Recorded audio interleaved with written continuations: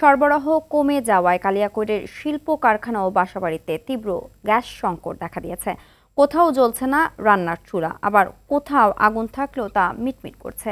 এ কারণে রান্না ও খাবার নিয়ে ভোগান্তিতে পড়েছেন কালিয়াকৈরের বিভিন্ন এলাকার বাসিন্দারা। এছাড়া কারখানাগুলোতেও গ্যাসের চাপ কম থাকায় উৎপাদন কমেছে। আর্থিক লোকসানে পড়ার শঙ্কায় কারখানা মালিকরা। কালিয়াকৈর থেকে কামাল হোসেন বিপ্লবের তথ্য ছবিতে জানাচ্ছেন ইমরুল কায়েস। শিয়া বাটার ও ভিটামিন ই সমৃদ্ধ lily glam beauty soap. Lily, always beautiful. প্রতিদিন দীর্ঘ অপেক্ষার পরও রান্নার চুলায় দেখা নেই আগুনের। অনেক চেষ্টার পর যৎসামান্য আগুনের দেখা মিললেও চুলা জ্বলছে মিটমিট করে। এ চিত্র গাজীপুরের কালিয়াকৈর উপজেলার বেশ কিছু এলাকার। স্থানীয়রা জানায়, তীব্র গ্যাস সংকটে বাজার থেকে গ্যাস সিলিন্ডার, চুলা, কাঠ কিনে রান্নার কাজ সারছেন। অনেক সময় বাইরে থেকেও খাবার কিনে আনছেন। অবৈধ গ্যাস সংযোগের কারণে বৈধ লাইনে গ্যাসের চাপ কমছে বলে অভিযোগ স্থানীয়দের।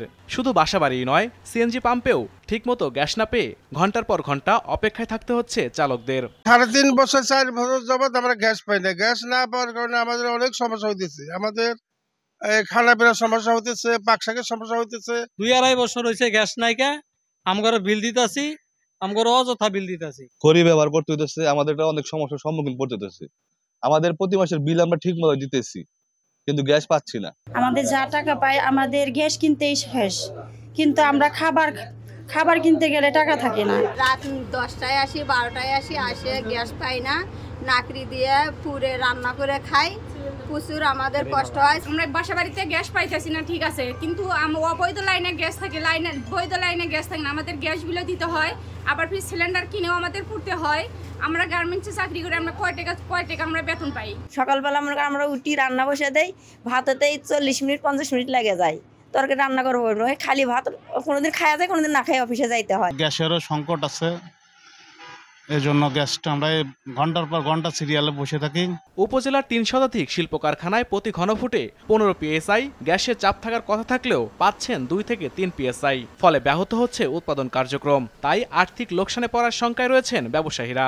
আমাদের শ্রমিকগুলা হাজিরা ঠিকই আমরা দিচ্ছি, কিন্তু আমরা প্রোডাকশন পাচ্ছি না। এতে কোম্পানি আর্থিকভাবে ক্ষতিগ্রস্ত হইতেছে এবং কোম্পানির সঠিকভাবে একবারে বেতন দেওয়ার কষ্ট হইতেছে। তবুও কোম্পানি বেতন দেওয়া এই ফ্যাক্টরিটা চালু রেখেছে। এতে মালিক পক্ষ অনেক ক্ষতি সাধন হচ্ছে। এবং আমাদেরকে এই যে শিপমেন্ট, আমাদের যে প্রোডাকশন আমরা যে সেল করি, এই সেলগুলাও আমরা ঠিক মতে তাদেরকে ডেলিভারি দিতে পারছি না। এই জন্য আমাদেরকে কোম্পানি বেসিক্যালি আর্থিকভাবে ক্ষতি সাধন হচ্ছে এই গ্যাসের না থাকার কারণে। গ্যাস আমাদেরকে অনেক ক্ষতি করতেছে ফ্যাক্টরি চালানোর জন্য। এবং আমাদেরকে আরবি আবার লাইন একটা নিছি আমরা আরবি থেকে, এখান থেকে কিছু আমরা ব্রেকআপ দিচ্ছি, তারপরেও আমাদের ফুলভাবে আমরা গ্যাস চালাতে পারতেছি না। এবার আমাদের কস্টিংটা আরবি চালানোর কারণে অনেক বৃদ্ধি পেয়েছে।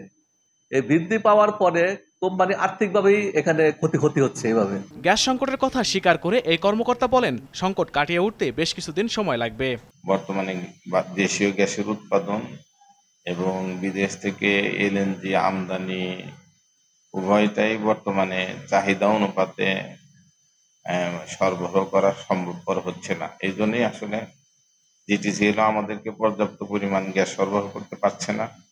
আমরাও গ্রাহক প্রান্তে আমরা আসলে যথাযথ চাপে গ্যাস সরবরাহ করতে পারছি না। মূলত এই জন্যই বিভিন্ন ইন্ডাস্ট্রি বলেন, বিভিন্ন বাসাবাড়ি বলেন, সর্বত্রই কিছুটা গ্যাসের সংকট রয়েছে। সবাই সম্মিলিতভাবে চেষ্টা করছে দেশীয় উৎপাদন বাড়ানোর জন্য এবং যতটুকু সম্ভব বাড়িয়ে সরবরাহ ব্যবস্থা উন্নত করার জন্য, এবং সাথে সাথে এলএনজি আমদানির মাধ্যমে সংকটটা কাটানোর জন্য চেষ্টা করছে। আশা করি অতি শীঘ্রই এটা ইনশাআল্লাহ সমাধান। ইমরুল কায়েস, RTV।